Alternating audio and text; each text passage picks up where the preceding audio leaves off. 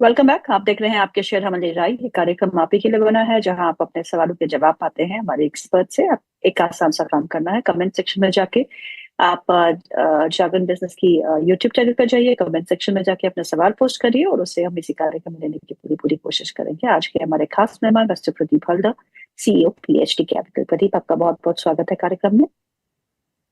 जी, very good afternoon ma'am, आपको and Jagran business के सारे व्यूअर्स को। जी, निफ्टी से आप रूठे हुए हैं क्या? 25,500 के बहुत करीब आ चुके थे हम। एक मेजर डेंट आज अपने बाजार में देखा है और ये सब जो हुआ है it's because of the US markets taking a cut. अब क्या करना है निफ्टी में इन लेवल्स पे? और बैंक निफ्टी भी आज नीचे है करीबन 450 पॉइंट्स। दोनों ही बेंचमार्क्स में क्या करें?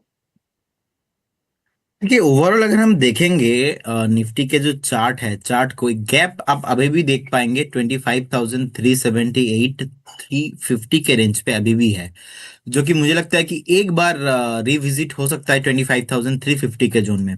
बाकी 25,000 के नीचे मार्केट खराब हो जाएगा शॉर्ट टर्म में, लेकिन जितने भी मेजर इवेंट्स थे ऑलमोस्ट डन, एंड एफआईआई की तरफ से भी लगातार हो गया है लास्ट 4 से 5 दिन की कंटिन्यूअसली थोड़ा ही सही एटलीस्ट बाइंग आ रहा है, तो उनका भी अगर हम मूड देखेंगे तो कहीं ना कहीं पॉजिटिव होने का ही संकेत दिखा रहा है। अगर हम बैंक निफ्टी पे भी देखेंगे, बैंक निफ्टी भी एक बार मुझे लगता है कि 59,650 59,800 के आसपास आ सकता है।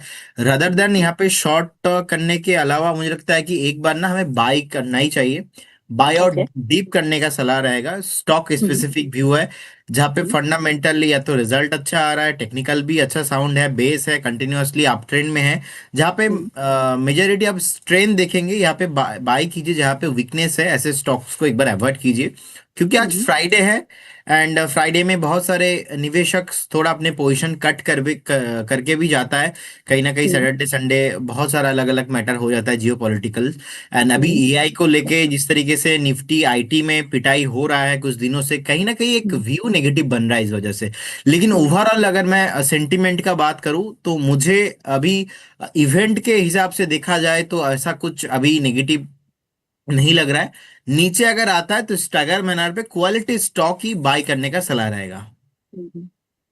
आज कुछ गेनर्स अगर आप निफ्टी 500 में देखें तो वहाँ इंजीनियर्स इंडिया लिमिटेड सबसे ऊपर है। 14% का इजाफा है। इसके नतीजे काफी अच्छे आए थे, उसके बाद एक अच्छा मोमेंटम हमने स्टॉक में देखा है। आज अगर Q3 प्रॉफिट्स की बात करें तो ये 3 गुना बड़े हैं, तो जिसका इम्पैक्ट क्लियरली हम स्टॉक में देख रहे हैं। VTL आज अंशुल की I think this pick was for him. ये स्टॉक जो है करीबन 7% ऊपर है इस समय, 516। सिग्नेचर केपीआर मिल्स में भी आज अच्छा ट्रैक्शन देखने को मिल रहा है, वहां भी 5 से 6% की इजाफा है।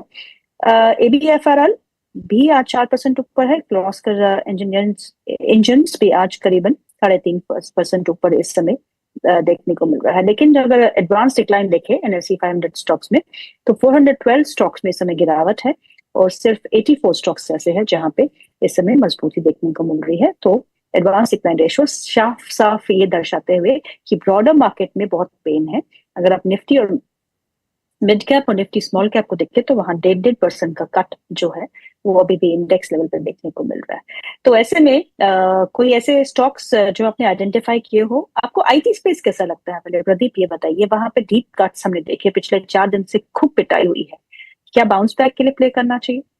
देखिए, ये एक्सपेक्टेशन नहीं था कि इमीडिएटली लेवल पे एआई टूल्स को लेके इतना अलग अलग न्यूज़ आ जाएंगे। इनफैक्ट हर एक इंडस्ट्री में, चाहे वो फिनेंशियल एडवाइजरी हो या तो फिनटेक हो या तो अदर्स सर्विस में भी हो, प्रोफेशन में हो, एआई जिस तरीके से टूल बना रहा है, कहीं ना कहीं मार्केट में इन्वेस्टर्स को ऐसा लग रहा है कि कमिंग कुछ क्वार्टर्स जितने भी हम्म। आईटी कंपनीज हैं इनका रेवेन्यू हम्म। में थोड़ा बहुत इफेक्ट हो सकता है, तो कहीं ना कहीं इस वजह से थोड़ा बहुत एक पैनिक सेलिंग। लेकिन इससे ओके। पहले भी हमने देखा है कुछ भी जब चीज न्यू आता है मार्केट एक सेंटीमेंट के हिसाब से रिएक्ट आता है। बट आई डोंट थिंक कि ये ज्यादा नीचे आएंगे एंड यहाँ से खत्म हो जाएगा, ऐसा नहीं है।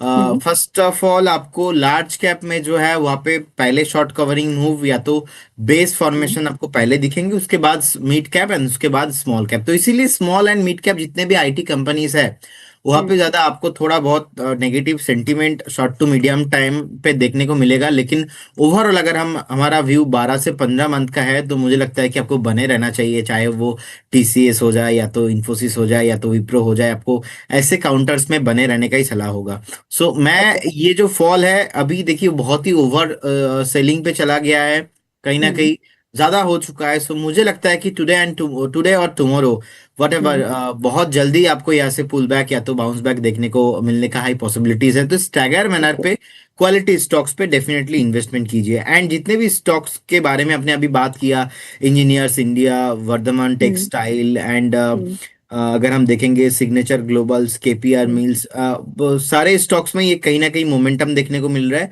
इसमें से हम्म मुझे वर्धमान टेक्सटाइल का जो स्टॉक है ये बेसिकली अच्छा लगता है, एंड हम्म 521 के आसपास का भी प्राइस है।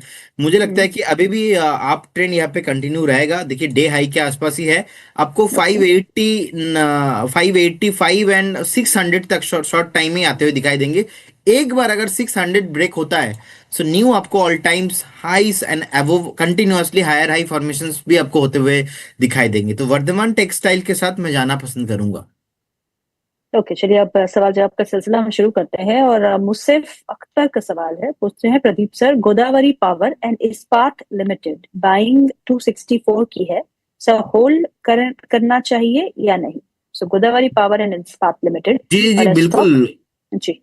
जी बिल्कुल बने रहना चाहिए। हमने देखा रिसेंटली मार्केट में इतना ज्यादा एक सेलिंग प्रेशर आया था, लेकिन जीपीआईएल गोदावरी पावर में कुछ भी हम्म ज्यादा सेलिंग प्रेशर नहीं हुआ। इनफैक्ट 225 के आसपास, 225 से 230 के आसपास एक बहुत ही बढ़िया सपोर्ट है। एंड एक जो बेस फॉर्मेशन हुआ था वहां से ही हुआ था, ब्रेकआउट आया था, हम्म ब्रेकआउट के बाद ज्यादा परफॉर्म हुआ नहीं। सो मुझे लगता है कि 225 to 30 एक बहुत ही बढ़िया सपोर्ट रेंज है, आपको यहाँ पे स्टॉप लॉस मेंटेन करना चाहिए एंड बने ओके रहना चाहिए। जैसे ही 284 85 का जोन ऊपर के साइड में ब्रेक होता है, आपको 325 340 तक प्राइस आते हुए दिखाई देंगे। It will take few months, आपको टाइम लगेंगे, लेकिन बहुत ही प्रोमिनेंट स्टॉक है। इनफैक्ट अगर हम करेंट जोन से भी बाई करके जाते, करेंट जोन से भी बाई एप्लीकेबल होगा। सेम हम्म स्टॉप लॉस रहेगा 225, एंड टारगेट भी सेम रहेगा। पहले 285, उसके बाद 285 क्रॉस होने के बाद आपको ऑलमोस्ट 340 तक रैली आपको मिलेंगे शॉर्ट टू मीडियम टाइम में ही। ओके। मोनू कुमार का अगला सवाल है, वो पूछते हैं जेके बैंक है उनके पास, Jammu and Kashmir bank at 106, और एनबीसीसी उनके पास है जो उन्होंने 110 रुपए पे खरीदा है। आपसे पूछते हैं कि इन लेवल्स पे अब क्या करना चाहिए? देखिए जम्मू एंड कश्मीर बैंक अगर हम देखेंगे जिस टाइम में कश्मीर में वो जो अटैक हुआ था, कहीं ना कहीं उस दिन का जो लो है 89 90 के रेंज पे है। वह उस हम्म टाइम पे थोड़ा बहुत पैनिक सेलिंग हुआ था, लेकिन जब तक उसके ऊपर है कुछ भी प्रॉब्लम नहीं है। मुझे लगता है कि लास्ट 6 महीने में 8 महीने में देखेंगे, वही एक पैनिक दिन था उस टाइम पे ही। जिस तरीके से उस दिन का लो लगाया था, उसके बाद का जो रिकवरी है, जब तक वो बेस के ऊपर सस्टेन हो रहा है, हमें यहाँ पे कुछ भी नेगेटिव व्यू रखना नहीं चाहिए। नीचे आने हम्म पे खरीदने का ही सलाह होगा और बने रहिए। 115 ब्रेक होने के बाद आपको और भी हायर प्राइस आने वाला दिनों में आते हुए दिखाई देंगे, तो बिल्कुल अभी बने रहने का सलाह होगा। हम्म एनबीसीसी जब तक 130 128 का जो जोन है इसके ऊपर सस्टेन नहीं होता है, अगर हम्म ब्रेक आउट नहीं देते, तब तक आपको बाइंग नहीं करना। अगर किसी के पास ऑलरेडी बाइंग है, सो हम्म आप डेफिनेटली बने रहिए, लेकिन मैक्सिमम 90 के आसपास का स्टॉप लॉस मेंटेन कीजिए। और सबसे बड़ी बात कि एनबीसीसी के पास ऑर्डर बुक बहुत ही अच्छा है, फंडामेंटल भी बढ़िया है। हमने हम्म बहुत बार डिस्कशन भी किया है, इनफैक्ट मैंने तो बहुत बार हाईलाइट किया है 120 में भी, 123 125 में भी, कि at least you should wait for the crossing of 130 जो 130 लेवल्स, एक बार वेट कीजिए, उसके बाद ही आपको खरीदना है। ब्रेकआउट नहीं आएगा तो ऐसे ही आपको दिखेंगे कि ब्रेकआउट के आसपास स्टॉक फेल हो जाता है। सो एक बार अभी वेट कीजिए एंड पेशेंस के साथ बने रहिए। 130 के ऊपर ही फ्रेश बाई करना है, उससे पहले नहीं। अगर हम देखेंगे करेंट जोन से 30% का एक अपसाइड अभी भी, उसके बाद बाइंग जोन, मतलब थोड़ा खरीदेंगे तो महंगा खरीदेंगे, नीचे नहीं हम्म, खरीदेंगे। ओके। बिल्कुल सही कह रहे हैं, थोड़ा खरीदेंगे तो महंगा खरीद लीजिए, लेकिन अ, जब बाजार गिर रहा हो या स्टॉक गिर रहा हो तो उससे थोड़ा दूरी रहे तो बेटर रहेगा।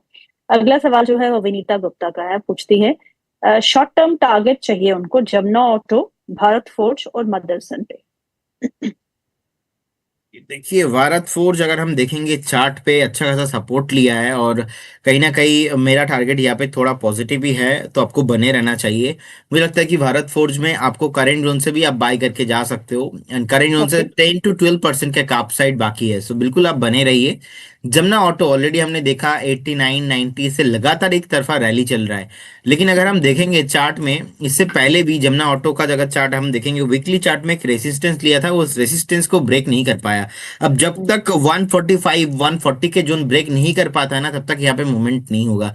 अगर हम देखेंगे लास्ट ईयर एंड उससे पहले 2023 में भी 145 के जोन पे सेलिंग प्रेशर बार बार आ रहा है। सो 145 के जोन जो है ब्रेक होने के बाद यहाँ पे आपको एकदम all times highs and new higher highs बनते हुए दिखाई देंगे। लेकिन अगर आपने 150 120 से बाई किया, तो मुझे लगता है कि एक बार आपको पार्शियल प्रॉफिट बुकिंग कर लेना चाहिए, अगर आपका व्यू शॉर्ट टर्म है तो। ओके, चलिए अगला सवाल लेते हैं। नरसलम जी हम देखते हैं वेस्ट बंगाल से, पूछते हैं सर ये बताइए एनएससी में प्लैटिनम का कोई लिस्टेड स्टॉक है क्या? प्लैटिनम से जुड़ी कोई कंपनी जो लिस्टेड हो? डायरेक्टली मेरे को तो याद प्लैटिनम रिलेटेड कुछ भी नहीं है अभी। नहीं, आई नो कोई भी ऐसा स्टॉक। हाँ, गोल्ड से रिलेटेड बहुत स्टॉक्स है। एक तो गोल्ड लोन स्कीम से जुड़ी हुई कंपनियां हैं, हम्म। और गोल्ड रिटेल में बहुत सारी कंपनी लिस्टेड है। गोल्ड की तो है, इवन सिल्वर की भी जुड़ी हुई कंपनियां हैं जहाँ पे हमने अच्छा इम्पैक्ट देखा। हिंदुस्तान जिंक, हिंदुस्तान कॉपर, तो ऐसे तो है, पर प्लैटिनम आई थिंक ऐसा कोई है नहीं। आई थिंक प्रदीप को भी कोई याद नहीं आ रहा। मुझे भी याद नहीं आ रहा है प्लैटिनम रिलेटेड कुछ ऐसा है। इंटरनेशनल मार्केट में एक दो ईटीएफ है, बट वो आपको फॉरेन अकाउंट ओपन करना पड़ेगा, बट इंडिया में डायरेक्टली एक बार it will take some time, मुझे रिसर्च करना पड़ेगा कि स्पेसिफिक प्लैटिनम रिलेटेड क्या है। चलिए, अब अगला सवाल जो है वो अवधेश ठाकुर का है, वो भी जमुना ऑटो पे है। 135 पे उन्होंने खरीदा है, 350 शेयर है, होल्ड करे या ना, वो आपसे पूछ रहे हैं। और आपने तो कहा है कि होल्ड करना चाहिए, राइट? नहीं, मैंने बताया शॉर्ट टर्म व्यू है तो प्रॉफिट बुक कर लीजिए, अदरवाइज स्टॉक ओके, आपको फिर से एक बार 112 13 10 आते हुए दिखाई देंगे। 145 के बाद यहाँ पे ब्रेकआउट पॉसिबल है। तो देखिए ये तो तो इनके एक, पास 135 पे पड़े हुए हैं, क्या करना चाहिए? देखिए 135 में पड़े हुए हैं, 145 जब तक ब्रेक नहीं करेगा यहाँ पे टेक्निकली इसके ऊपर नहीं चलेगा स्टॉक। तो या तो एक बार आप एग्जिट हो जाइए, और हम्म, एक बार 145 होने के बाद, क्रॉस होने के बाद आप फिर से री एंट्री कीजिए। इसमें क्या होगा ना, उसमें कंफर्मेशन आ जाएगा कि स्टॉक भागेगा, हम्म, क्योंकि लास्ट 2-3 साल का आप देखेंगे रेसिस्टेंस वीकली चार्ट में भी है, मंथली चार्ट में हम्म, भी है। आपने ओके, 135 में आपने बाइंग किया है, अगर कल को फिर से थोड़ा बहुत नीचे आता है स्टॉक 110 105 के आसपास, फिर से आप फंसे रहेंगे, 6-8 महीना लग जाएगा आपको। तो बेटर है, मेरा दो स्ट्रेटेजी है, या तो मैं फेयर वैल्यूएशन में बाय कर लूंगा नीचे, अदरवाइज मैं हम्म, मोमेंटम प्ले करने के लिए ब्रेकआउट के बाद मैं खरीद लूंगा। नहीं तो बीच में कहीं पे मुझे खरीदना नहीं है इस बाजार में। ओके। सेजल राउत का सवाल है, वो